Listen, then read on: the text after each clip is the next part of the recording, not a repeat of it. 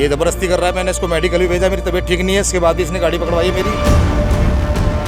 और मैंने इससे 2 दिन का टाइम मांगा था, 2 दिन के बाद भी इसने मेरा नंबर इशू करा है। हम इसके नो करेंगे, ये हमारा नो करे साला। हमारे से धंधा कर रहे हैं, हमसे पैसा कमा रहे हो साले, हमें ही परेशान कर रहे हैं। चाबी मिल गई है और मैं गाड़ी निकाल रहा हूँ बाहर।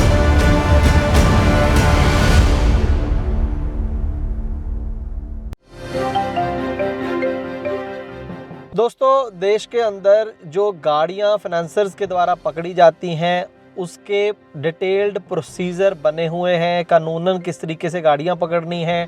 ट्रांसपोर्ट टीवी शायद एकमात्र ऐसा चैनल होगा, ऐसा प्लेटफॉर्म होगा जिसने इस मसले को लेकर सबसे ज़्यादा आवाज़ उठाई है। बहुत सारे वीडियोस लीगल व्यू पॉइंट से हमने इसके ऊपर बनाए हैं। आप हमारा वीडियो नंबर 541 देख सकते हैं। कोर्ट की लताड़, फाइनेंसर ऐसे नहीं पकड़ सकते गाड़ियाँ। इसमें पूरी डिटेल के साथ जो है प्रोसीजर समझाया गया है। कोर्ट क्या चाहती है, किस तरीके से गाड़ियाँ अगर पकड़नी है तो कैसे पकड़ी जाएगी। लेकिन कोई सुनने वाला नहीं है बाय गॉड। मतलब इतनी ज़्यादा गाड़ियाँ पकड़ी जा रही हैं, फाइनेंसर्स को कुछ फ़र्क ही नहीं पड़ता कि कोर्ट क्या कह रही है, क्या रूल है। उन्होंने सब जुगाड़ उसके बना रखे हैं। ऐसा ही केस एक और सामने आया है जिसमें भीषम कुमार हैं, काफ़ी दुखी नज़र आ रहे हैं। उनकी गाड़ी हाल ही में पकड़ ली गई थी और काफ़ी जद्दोजहद के बाद इंडसइंड बैंक इसके अंदर फाइनेंसर है, फिर छोड़ दी गई है। उनकी इसके अंदर पूरी कहानी क्या उनके साथ हुआ उस पर चर्चा करेंगे और एक सुझाव भी ट्रांसपोर्ट टीवी की तरफ से आप देना चाहेंगे। आपकी क्या राय है इसके बारे में वो भी जानना चाहेंगे। तो आइए देखते हैं पहले आज की खास ग्राउंड रिपोर्ट एक छोटे से कमर्शियल के बाद। मैं अपने गाड़ी का बीमा जो है ट्रांसपोर्ट मॉल से कराया था। मेरी गाड़ी की एक्सीडेंट हो गई थी, जिसके बाद जो है कि पूरा पेमेंट हमको मेरे अकाउंट खाते में आ गया था। सभी गाड़ी मालिक या ड्राइवरों से अनुरोध करता हूँ कि ट्रांसपोर्ट मॉल से ही बीमा करावें। धन्यवाद।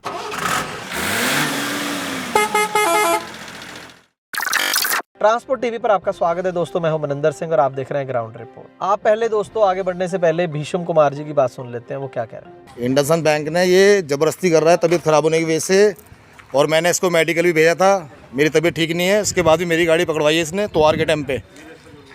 ये दिल्ली में ब्रांच है सीजो कॉम्प्लेक्स में। ये ज़बरदस्ती कर रहा है। मैंने इसको मेडिकल भी भेजा, मेरी तबीयत ठीक नहीं है, इसके बाद भी इसने गाड़ी पकड़वाई है मेरी। और मैंने इससे 2 दिन का टाइम मांगा था, 2 दिन के बाद भी इसने मेरा नंबर इशू करा है। बैंक कितनी ज़बरदस्ती कर रहा है, मतलब गुंडागर्दी पे उतरा हुआ है बैंक आज के टाइम में। ट्रांसपोर्ट टीवी से मैडम है कि स्टार बैंक के लिए कार्रवाई कराई जाए। दोस्तों हुआ ये है कि गाड़ी नंबर आपकी स्क्रीन पर है, आयशर की गाड़ी है 2214 और इंडसइंड बैंक से फाइनेंस थी और ठीक ठाक ये किस्तें वगैरह भर रहे थे जो इन्होंने हमें बताया। तो इनका कहना है कि ये बीमार रहने लग गए, इनको कुछ पथरी की प्रॉब्लम हो गई, तो 2-3 महीने से ये गाड़ी प्रॉपर चल नहीं पाई, जिस वजह से पैसे नहीं थे किस्तें भरने के लिए। लेकिन फिर भी बीच में थोड़े बहुत पैसे भरती है, जबकि 10,000 आया 10,000 भर दिए, कुछ और पैसे आए तो वो भर दिए, लेकिन प्रॉपर EMI नहीं जा पाई। और ये चीज़ उनका कहना है कि मैंने कंपनी को बताई थी। लेकिन फिर एक दिन अचानक गाड़ी इनकी अनलोड होकर मुल्तई मध्य प्रदेश से वापस भोपाल आ रही थी। तो वापस गाड़ी भोपाल आ रही थी और नया लोड लेने के लिए जा रही थी। तो फाइनेंसर के बंदे आए और गाड़ी को उन्होंने पकड़ लिया। तो दोस्तों इसको चलती गाड़ी को सड़क पर रोक कर इस गाड़ी को पकड़ लिया गया, यार्ड में ले गए। उसके बाद गाड़ी मालिक ने कंपनी से कॉन्टेक्ट किया, बताया कि मैं बीमार था, ये था वो था, कुछ नहीं किसी ने सुना। मैंने रात को इस झोंपड़े के अंदर रात काटी है।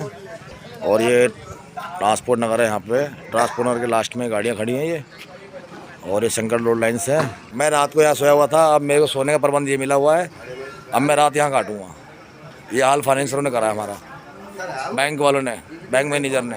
उसके बाद 9 नवंबर को लगभग 90,000 रुपये भर दिया गया, जो खर्चा था जो भी वो दिया गया। और उन्होंने कहा कि ठीक है मैंने पैसे भर दिए तो मेरी गाड़ी इमीडिएटली छोड़ दो, मुझे दे दो, मुझे लोड मेरा है मिला हुआ है और मुझे इमीडिएटली जाना है। तब उन्होंने बोला कि जिसने पकड़ी है वो बंदा शहर में नहीं है। ट्रांसपोर्ट टीवी की टीम ने भी बात करी कि मैं बाहर हूँ। यार्ड के अंदर गाड़ी खड़ी है और पेमेंट हो चुकी है और बैंक वाला लेटर इशू करने के लिए बोल रहा है कल इशू होगा। अब मेरी गाड़ी बुक है, अब मैं बताओ कब 5 दिन की छुट्टी पड़ जाएंगी, इसका जवाब ये बैंक वाला भरेगा। ये 40,000 रुपये की मेरी जो कमाई होने वाली है, मैं आपको इसका नंबर भी डाल रहा हूँ। ये कोई सुनवाई नहीं कर रहा बैंक वाला ये, और मुझे इतना परेशान कर दिया। मेरे बिगर नोटिस के बाद भी बिगर नोटिस पे इन्हें 2 बार गाड़ी उठाई है मेरी। दिल्ली हेड ब्रांच सीजो कॉम्प्लेक्स में इसकी ब्रांच है, ये इंडसइंड बैंक है, ये भीषम यादव है। मैं इसका नंबर भेज रहा हूँ आपसे। और ये मेरी कोई गाड़ी रिलीज कर, पूरी पेमेंट हो चुकी है, सारी सब चीज़ हो चुका है। इसके बाद भी अब कह रहा है मैं तुम्हारी गाड़ी कल छुड़वाऊंगा, मैं ऑफिस पे ड्यूटी पे नहीं हूँ। हम इसके नौकर हैं, ये हमारा नौकर है साला, हमारे से धंधा कर रहे हैं, हमसे पैसा कमा रहे हो साले, हमें ही परेशान कर रहे हैं। मैं आपके पास इसका नंबर भेज रहा हूँ जी। इंडसइंड बैंक से बात कर रहे हैं सर? बताइए सर। गाड़ी रिकवर की थी ना, कोई किस्तें वगैरह टूट गई थी उसकी? मैं सर अभी आउट ऑफ दिल्ली हूँ, कंफर्म कर नहीं पाऊंगा ये आपको ना।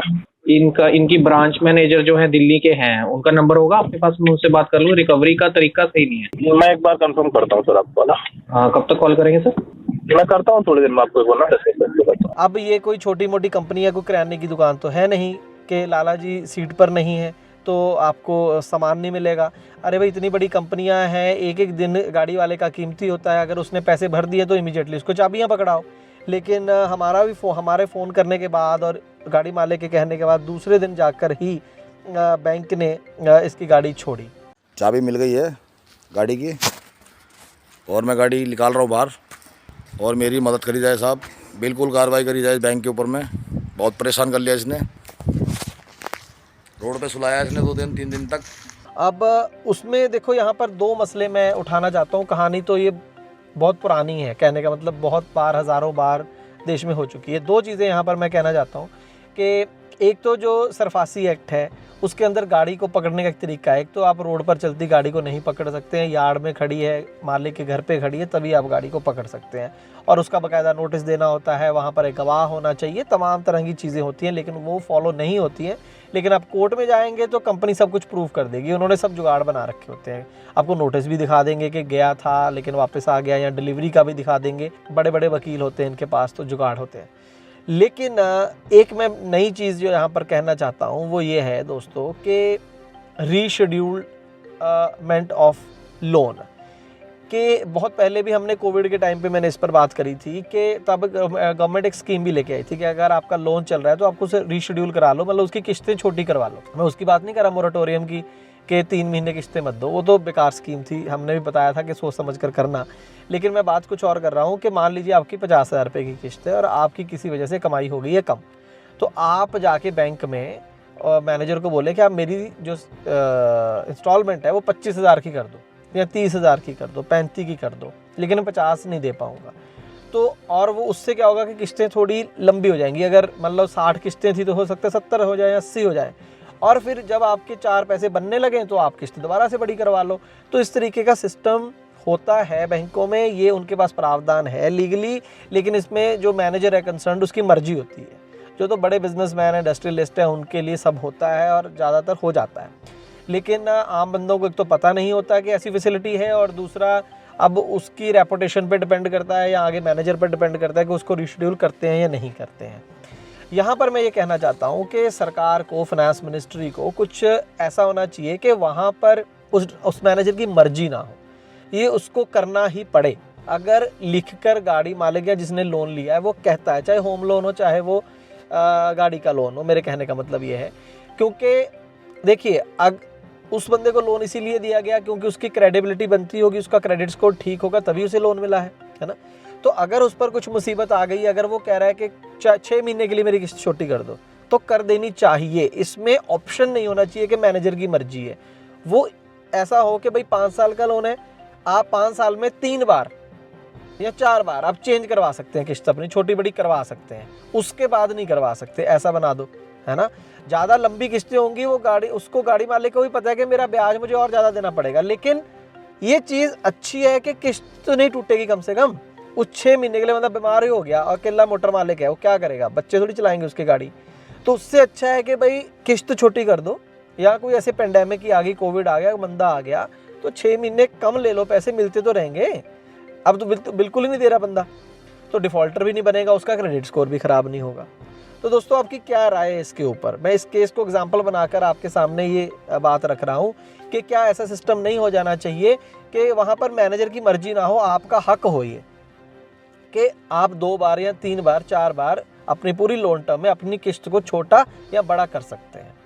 ऐसी ऑप्शन हो तो मुझे लग रहा है बहुत गाड़ियाँ पकड़े जाने से बच जाएंगी, बहुत गाड़ी मालिक ह्यूमिलिएट होने, क्योंकि वो किसी को अच्छा लगता है उसकी प्रॉपर्टी को पकड़ कर ले जाए, कोई अच्छा नहीं लगता किसी को ही। तो वो जो एक शर्मिंदगी है उससे भी बंदा बचेगा, बिजनेस भी सही चलता रहेगा, बैंकों को इससे ज़्यादा ही कमाई होगी, कम नहीं होगी, उनका डिफ़ॉल्ट रेट कम हो जाएगा इससे। मुझे समझ नहीं आती है कि क्यों छोटे ऑपरेटर्स को जल्दी बैंक्स ये ऑप्शन नहीं देती हैं। तो दोस्तों आपकी राय जानना चाहेंगे इसके ऊपर कि क्या ऐसा सिस्टम नहीं हो जाना चाहिए, हाँ या ना, आप ज़रूर इसको कमेंट सेक्शन में बताइएगा। और मैं उम्मीद करता हूँ कि जानकारी हमने आपको दी है वो आपके लिए लाभकारी साबित होगी। ट्रांसपोर्ट टीवी देखने के लिए बहुत बहुत शुक्रिया। हेलो दोस्तों, नमस्कार। मैं संत कुमार बंजारा सिवनी मध्य प्रदेश से हूं और मैं ट्रांसपोर्ट टीवी से 3 साल से जुड़ा हुआ हूं। किसी भी प्रकार की गाड़ियों के लिए जो ट्रांसपोर्ट मॉल ने एक बीमा पॉलिसी लागू किया है, तो आप सभी से अनुरोध करता हूं कि बीमा अपनी गाड़ियों का ट्रांसपोर्ट मॉल से खरीदें और सिक्योर बीमा है, आप सभी के लिए बहुत सुरक्षित भी रहेगा और पूर्ण रूप से जानकारी भी दिया जाता है। उनका जो नंबर है 90 831 90 831 से ज़रूर संपर्क करें। मैं बहुत बहुत धन्यवाद करता हूं ट्रांसपोर्ट टीवी का और ट्रांसपोर्ट मॉल का, जो हर वक्त हमेशा ड्राइवरों की और चालक मालकों के लिए आवाज़ उठाते हैं। वंदे मातरम, जय हिंद, जय भारत। तो बीमा के लिए व्हाट्सएप करें गाड़ियों के नंबर 90 831 90 831 पर। आप भरोसा कर सकते हैं हम पर।